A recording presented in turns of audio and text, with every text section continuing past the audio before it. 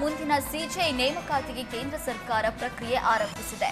ಹಾಲಿ ಮುಖ್ಯ ನ್ಯಾಯಮೂರ್ತಿ ಬಿಆರ್ ಗವಾಯ್ ಅವರು ನವೆಂಬರ್ 23ರಂದು ನಿವೃತ್ತರಾಗಲಿದ್ದಾರೆ. ಹಾಲಿ ಸಿಜೆ ನಿವೃತ್ತರಾಗುವ 1 ತಿಂಗಳ ಮುನ್ನ ಮುಂದಿನ ಸಿಜೆ ಕುರಿತು ಕೇಂದ್ರ ಸರ್ಕಾರಕ್ಕೆ ಶಿಫಾರಸು ಪತ್ರ ಕಳಿಸಬೇಕಿದೆ.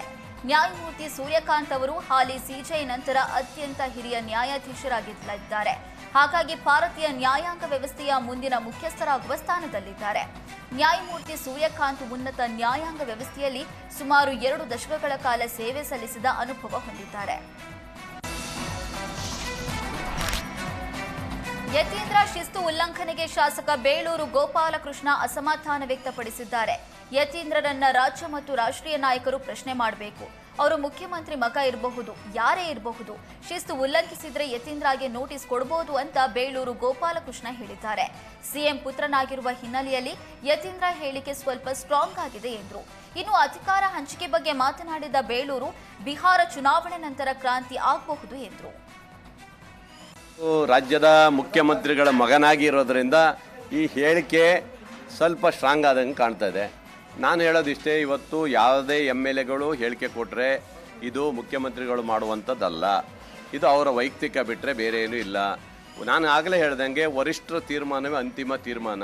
ಆದರೆ ಕೊಡೋದು ಬಿಡೋದು ಎಲ್ಲ ಕೇಂದ್ರದ ನಾಯಕರ ನಿರ್ಧಾರ ಬಿಟ್ಟರೆ ನಮ್ಮ ವೈಯಕ್ತಿಕ ನಿರ್ಧಾರಗಳು ಆಗೋದಲ್ಲಿವಲ್ಲ. ಹಾಗಾಗಿ ವರಿಷ್ಠರು ತೀರ್ಮಾನ ಮಾಡ್ತಾರೆ. ಹಾಗೇನಾದ್ರು ಮಾತಾಡಿದ್ದಿದ್ರೆ ವರಿಷ್ಠರು ನೋಟಿಸ್ ಕೊಡುವಂಥದ್ದು ಏನೋ ಇದೆ, ಹಿಂದೆಲ್ಲ ಮಾಡಿದ್ದಾರೆ, ಕೆಲವರಿಗೆಲ್ಲ ನೋಟಿಸ್. ಉತ್ತರಾತಿ ಕುರಿತ ಯತೀಂದ್ರ ಹೇಳಿಕೆಗೆ ಶಾಸಕ ಕದಲೂರು ಉದಯ್ ತಿರುಗೇಟು ನೀಡಿದ್ರು. ಯಾರೋ ತೆವಲಿಗೆ ತೀಟೆಗೆ ಮಾತಾಡಿದ್ರೆ ಪರಿಗಣಿಸಲ್ಲ, ಹೈಕಮಾಂಡ್ ಹೇಳಿದ್ರೆ ಚರ್ಚೆ ಮಾಡಿ ಅಂತ ಕಿಡಿಕಾರಿದ್ರು. ಪಕ್ಷ ಹೈಕಮಾಂಡ್ ನಿರ್ಧಾರಕ್ಕೆ ಎಲ್ಲರೂ ಬದ್ಧರಾಗಿದ್ದೇವೆ. ಸಿದ್ದರಾಮಯ್ಯ ಬೇಡ ಅಂತ ಯಾರಾದ್ರೂ ಹೇಳಿದ್ದಾರಾ? ಸಿದ್ದರಾಮಯ್ಯಗೆ ಕೊನೆಕಾಲ ಇಲ್ಲ, ನಮ್ಗಿಂತ ಗಟ್ಟಿಯಾಗಿದ್ದಾರೆ ಅಂತ ಪರೋಕ್ಷವಾಗಿ ಯತೀಂದ್ರ ವಿರುದ್ಧ ಹರಿಹಾಯ್ತು. ನೋಡ್ರಿ, ಯಾರ್ಯಾರೋ ಹೇಳಿದಕ್ಕೆಲ್ಲ ಅದಕ್ಕೇನು ಬೆಲೆ ಬರಲ್ಲ. ಪಕ್ಷದ ಹೈಕಮಾಂಡ್ ಹೇಳಿದರೆ ಅದ್ರ ಬಗ್ಗೆ ಚರ್ಚೆ ಮಾಡಿ. ಸುಮ್ಮನೆ ಎಲ್ಲ ತೆವಲಿಗೆ ತೀಟೆಗೆ ಮಾತಾಡೋದೆಲ್ಲ ಗಣನೆ ತಗೊಳಕ್ಕಾಗಲ್ಲ. ಪಕ್ಷ ಹೈಕಮಾಂಡ್ ಏನು ನಿರ್ಧಾರ ಮಾಡ್ತದೆ ಅದಕ್ಕೆ ಎಲ್ಲರೂ ಭದ್ರಾಗಿರ್ತೀವಿ, ಎಲ್ಲರೂ ಭದ್ರಾಗಿರ್ಬೇಕು. ಸತೀಶ್ ಜಾರಕಿಹೊಳಿ ಅವರೇ ಮುಂದಿನ ನಾಯಕತ್ವ. ಈಗ ಅದೇ ನಾನು ಹೇಳಿದ್ನಲ್ಲ, ಯಾರ್ಯಾರೋ ಹೇಳಿದ್ರೆ ಅದಕ್ಕೆ ವ್ಯಾಲ್ಯೂ ಇಲ್ಲ.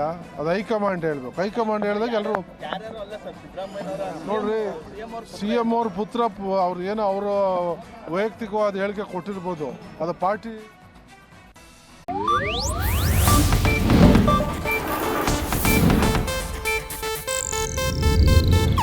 ಇದು ಏಷ್ಯಾನೆಟ್ ನ್ಯೂಸ್ ನೆಟ್ವರ್ಕ್ ಪ್ರಸ್ತುತಿ.